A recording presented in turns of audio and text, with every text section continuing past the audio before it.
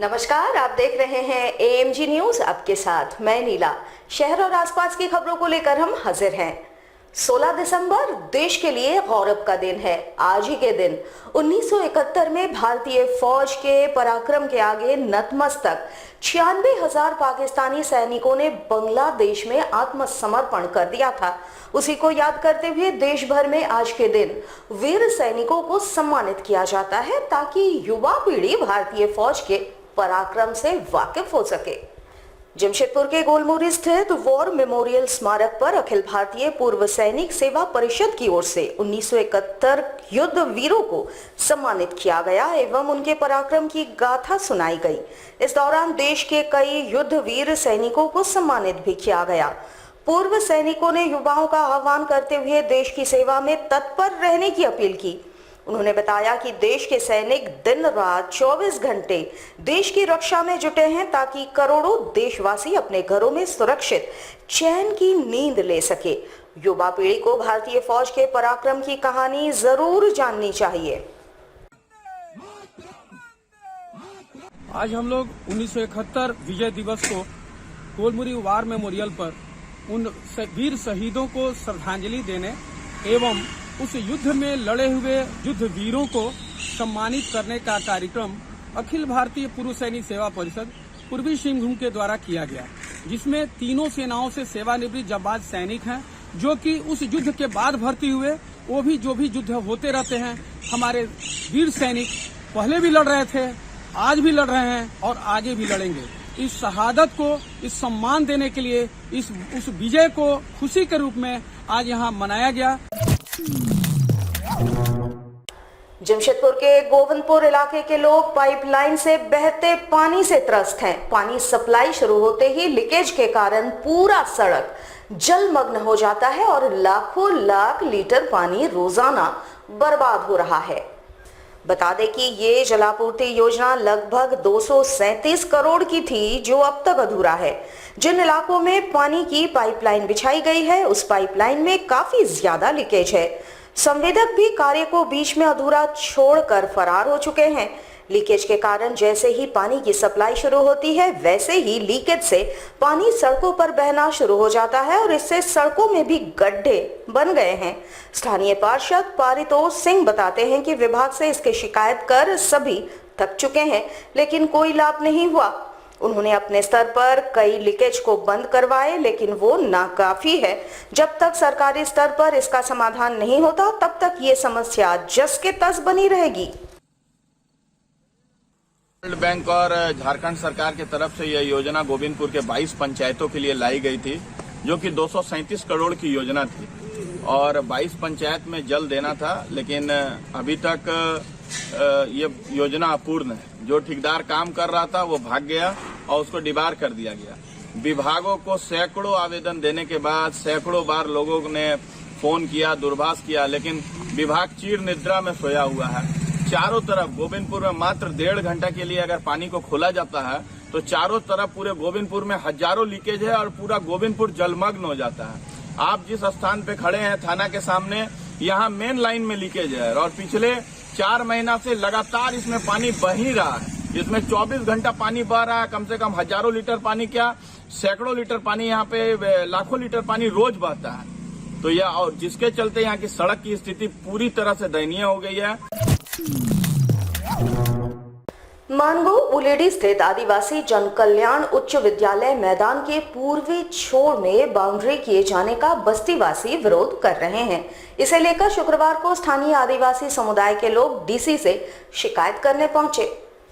समाज का नेतृत्व कर रहे अशोक बिरुआ ने बताया कि उलेडी ग्राम मौजा के रैयतों की आपसी सहयोग से स्कूल का निर्माण किया गया था, जिसका मुख्य उद्देश्य स्थानीय आदिवासियों की भाषा, संस्कृति, रिवाज, रीति, धर्म, दस्तूर, सामाजिक एवं आर्थिक विकास करना था। किंतु 29 सितंबर 2001 को जालसाजी एवं षड्यंत्र के तहत नई समिति काबिज हो गई।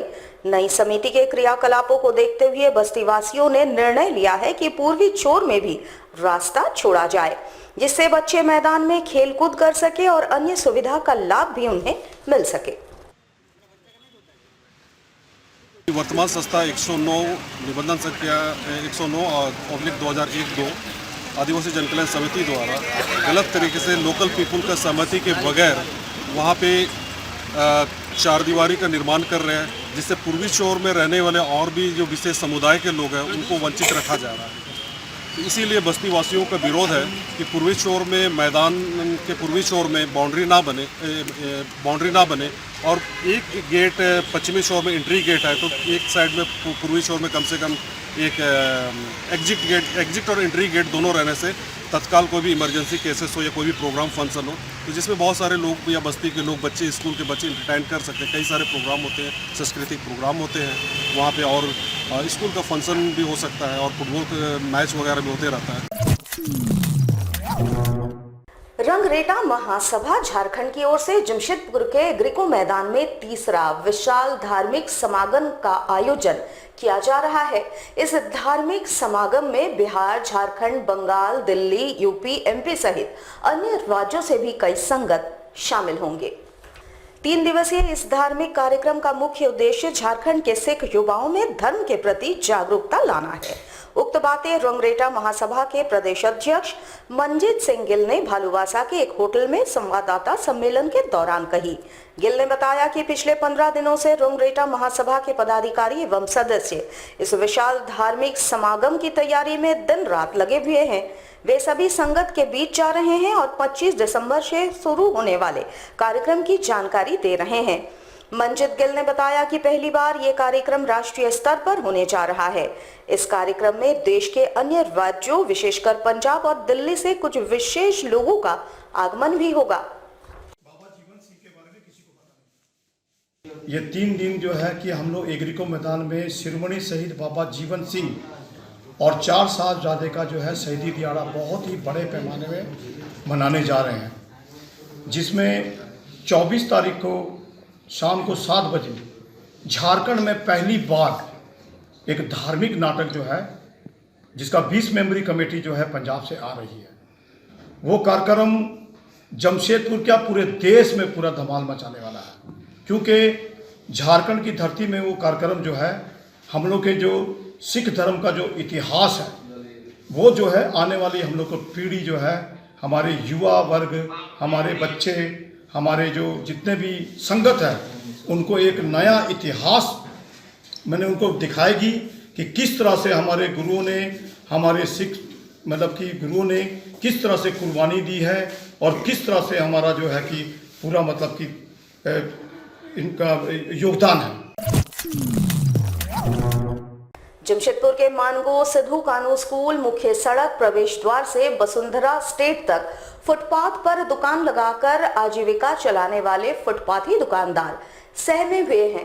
कारण है अनजान शख्स द्वारा फुटपाथ से दुकान हटाने की धमकी देना बताया जा रहा है। इसको लेकर नेशनल हॉकर फेडरेशन ने कड़ी प्रतिक्रिया जताई है। फेडरेशन का कहना है कि बरसों से उनके द्वारा यहां दुकान लगाया जा रहा है, बगैर किसी नोटिस के इस तरह की धमकी मिलना गलत है। दुकानदारों ने कहा है कि वे विकास के बाधक नहीं है, मगर वैकल्पिक व्यवस्था मिलने तक उन्हें उजाड़ा ना जाए। कई दुकानदार ऐसे हैं जिन्होंने प्रधानमंत्री स्वनिधि योजना से लोन भी लिया है। यदि उन्हें उजाड़ दिया जाता है तो उनका लोन कैसे भर पाएगा और आगे उनकी जीविका कैसे चलेगी। इस संबंध में नेशनल हॉकर फेडरेशन के जिला सचिव उत्तम चक्रवर्ती ने उपायुक्त से मामले को गंभीरता से लेते हुए उचित निर्णय लेने की अपील की है। वैसे धमकी किसने दिया है ये नहीं बताया जा सका।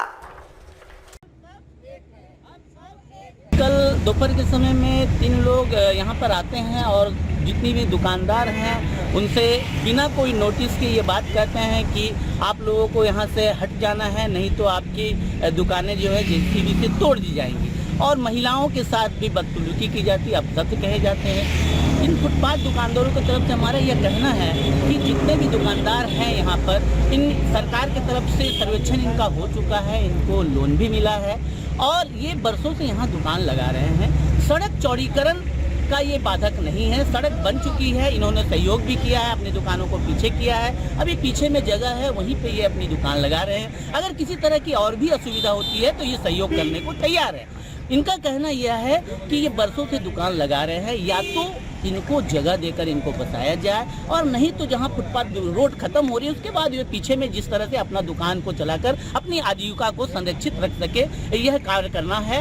और हम ये बोलना चाहेंगे नेशनल हॉकर फेडरेशन की तरफ से कि जितने भी फुटपाथ दुकानदारों पर अत्याचार हो रहा है, कानून का अनुपालन नहीं हो रहा, इसके तहत सारे फुटपाथ दुकानदार एक होकर आंदोलन करने के लिए बाध्य होंगे। छात्र संगठन आदिवासी छात्र एकता की ओर से जमशेदपुर कोऑपरेटिव कॉलेज के प्राचार्य डॉक्टर अमर सिंह के सेवा विस्तार पर आपत्ति जताते हुए कॉलेज परिसर में 1 दिवसीय धरना प्रदर्शन किया गया। इस संबंध में जानकारी देते हुए छात्र नेता हेमेंद्र हांसदा ने बताया कि आदिवासियों की धरती पर स्थित कोल्हान विश्वविद्यालय की एक भी कॉलेज में आदिवासी प्राचार्य नहीं है। जमशेदपुर कोऑपरेटिव कॉलेज के प्राचार्य को असंवैधानिक तरीके से सेवा विस्तार दिया गया है। उनका व्यवहार आदिवासी छात्रों के साथ सहज नहीं है। वहीं कॉलेज में जो आदिवासी हॉस्टल का निर्माण होने जा रहा है उसका जमीन विवादित है और इसके शिलान्यास का भी विरोध इनके द्वारा किया गया। मामला यह है कि आदिवासी बॉयज हॉस्टल से रिलेटेड है और जो जमीन प्रिंसिपल ने अनुशंसा किया है 6.63 एकड़, वो जो है ना वो वाला जमीन का जो है ना मामला जो है ना कोऑपरेटिव कॉलेज और टाटा स्टील के बीच में ना मामला न्यायालय में लंबित है।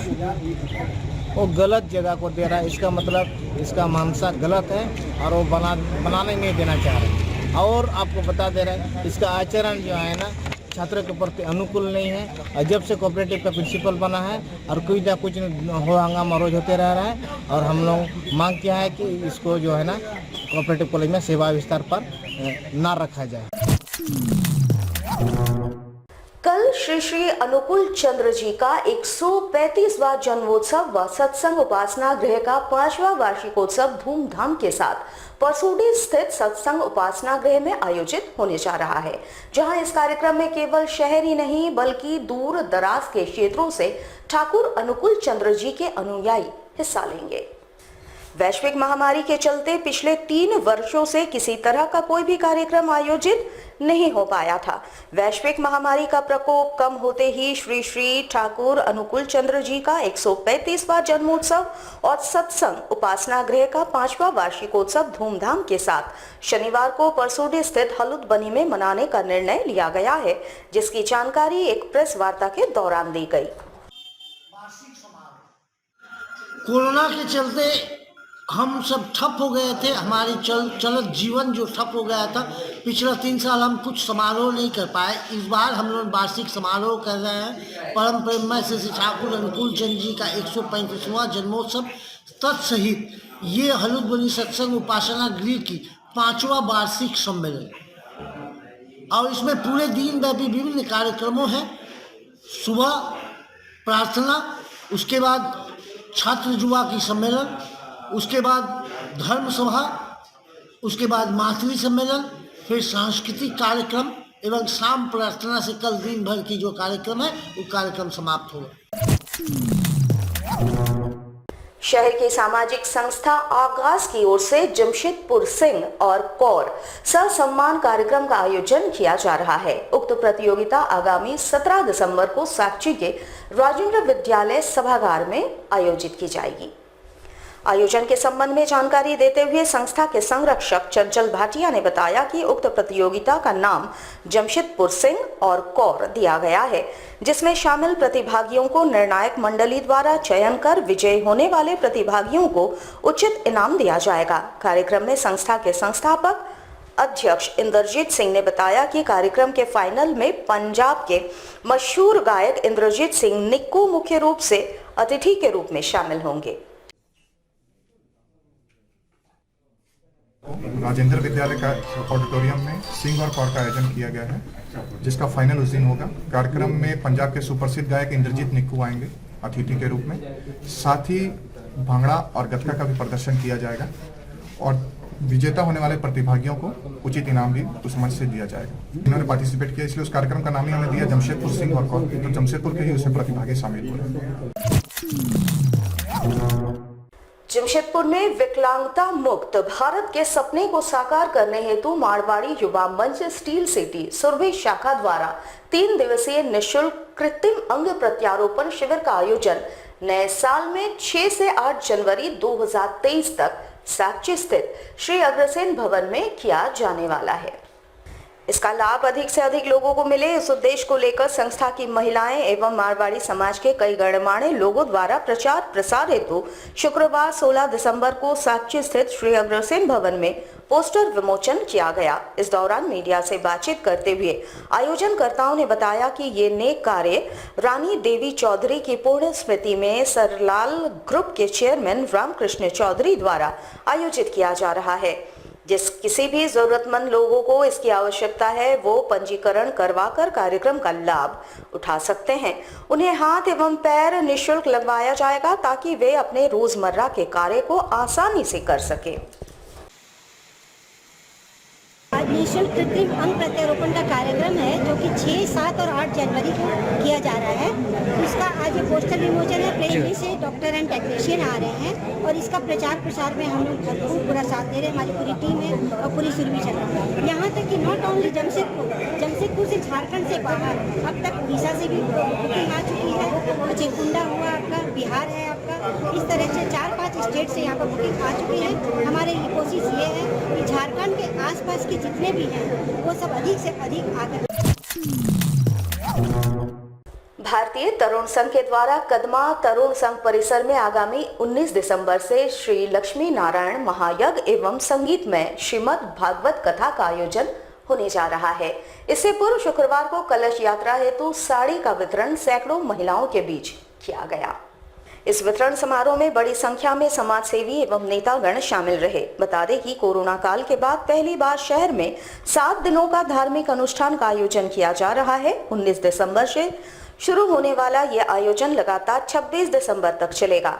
19 दिसंबर को भव्य कलश यात्रा के साथ इसकी शुरुआत होगी, जिसको लेकर इससे पूर्व तमाम वैसी महिलाएं जो इस कलश यात्रा में शामिल होंगे उनके बीच साड़ियों का वितरण किया गया। भारतीय तरुण संघ के द्वारा ये महायज्ञ का आयोजन किया जा रहा है। उसी आयोजन के तहत आज कलश यात्रा करना है 19 तारीख को। उसी कलश यात्रा के लिए आज साड़ी और गमछा वितरण का कार्यक्रम रखा गया था, जिसके तहत आज हम लोग साड़ी वितरण किए हैं और लगातार ये 3-4 दिन तक वितरण चलेगा। 18 तारीख तक। कितने महिलाओं को लगभग 3100 महिलाओं का ये टारगेट है हम लोग का और उतने लोगों का रजिस्ट्रेशन ऑलरेडी हो चुका है और उसी के तहत आज साड़ी वितरण हम लोग किए हैं और लगातार 19 तारीख से लेकर 26 तारीख तक हम लोग का यज्ञ का कार्यक्रम चलेगा। सुबह में 8 से 12 हम लोग का कथावाचक है और शाम में संगीतमय कथा। आज के लिए बस इतना ही। कल आपसे फिर मिलेंगे कुछ नई खबरों के साथ। तब तक के लिए AMG न्यूज की पूरी टीम को दीजिए इजाजत। नमस्कार।